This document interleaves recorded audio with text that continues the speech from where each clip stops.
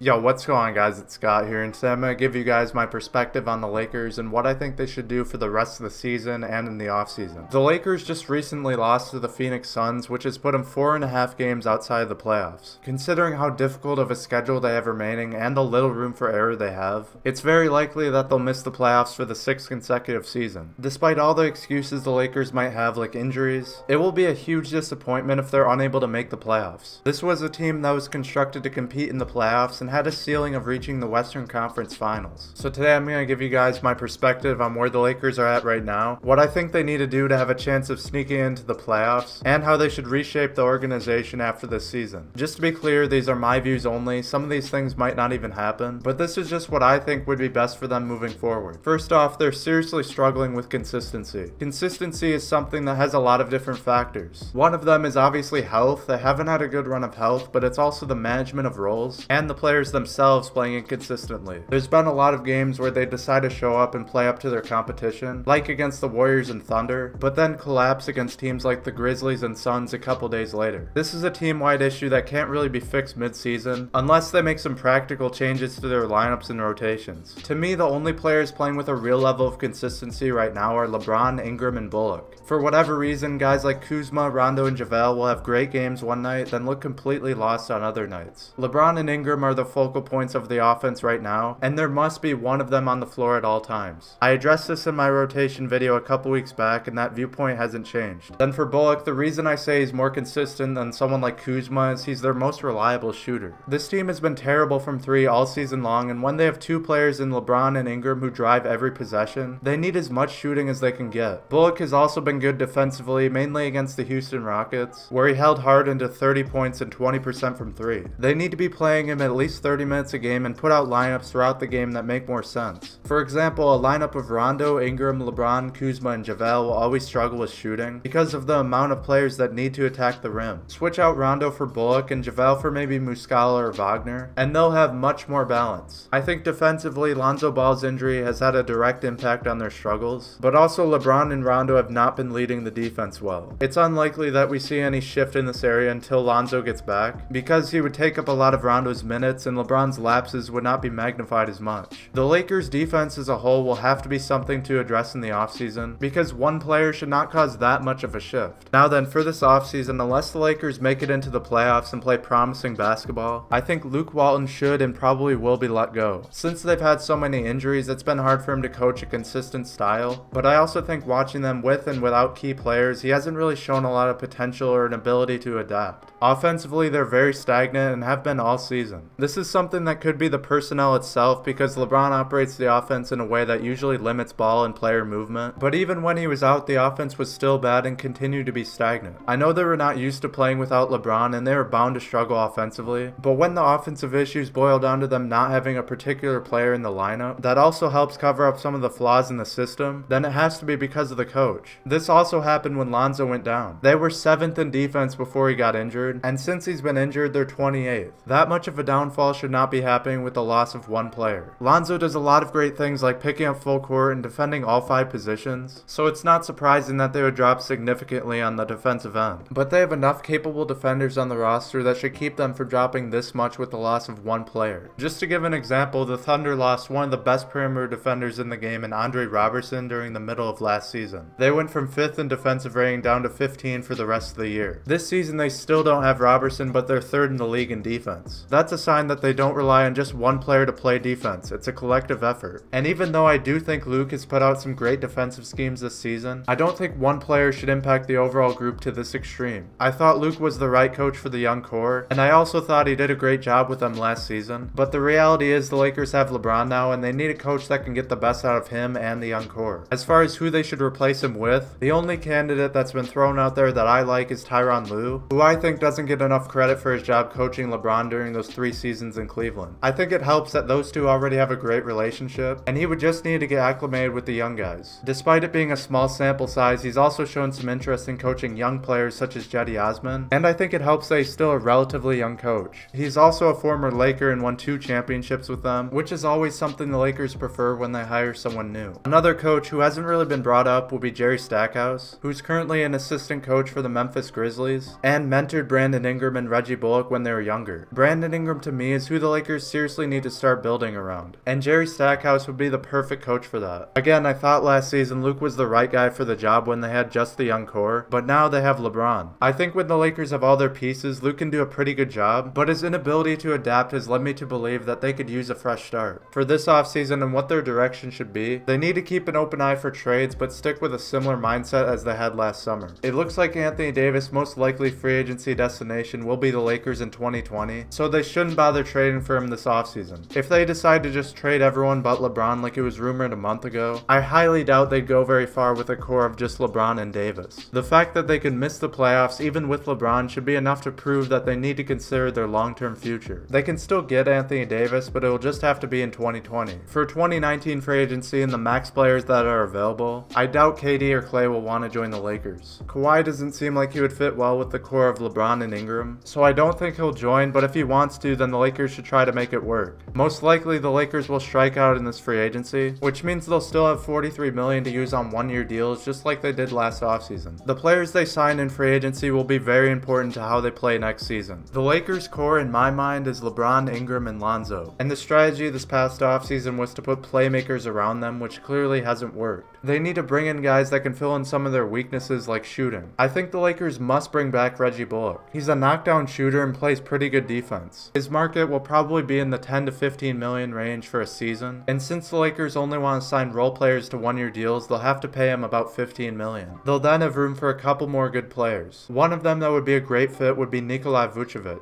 Vucevic might be looking for close to a max deal after becoming an all-star for the first time, but if the Lakers can convince him to take a one-year deal of about 25 million, they should try. Because he can shoot so well, he'd be a great pairing with all three of LeBron, Ingram, and Lonzo as a pick and popper. He's also a great post player, which is a piece the Lakers have been missing, and he's a great rebounder. If they can't sign him, I think their money should then go to someone like Darren Collison, who would be the perfect backup point guard for the Lakers. He's a career 40% three-point shooter and could coexist very well with Lonzo Ball. His market will be at about the 10 million range, so if they can sign him to that, they'd leave him with 18 million. This is where I think they need to spend big on a reliable center. Vucevic would be by far the best option, but if they can't get him, they might have to get DeAndre Jordan, who'd be a nice upgrade over JaVale McGee. Jordan isn't the same defensively as he was back in 2016, but he's certainly better positionally than JaVale, and he's also a better rebounder. Offensively, JaVale has a little bit better touch and occasionally can knock down a mid-range shot, but considering the benefits of Jordan on the defensive end, it will be well worth it. They probably could sign Jordan for well less than 18 million, but it's hard to predict what the market will be for him at this stage in his career. The Lakers could also re-sign JaVale McGee for less, and use some of their remaining money on a guy like Trevor Ariza for 12 million or so. No matter who they bring in, the priority needs to be on filling the weaknesses of LeBron, Ingram, and Lonzo and getting a reliable big man. The Lakers didn't do either of these things last offseason. They added playmakers and barely any shooters, then didn't really address the center position as much as they should have. There's a lot of cap space to play with if they don't sign a max player, and they need to use that to their advantage.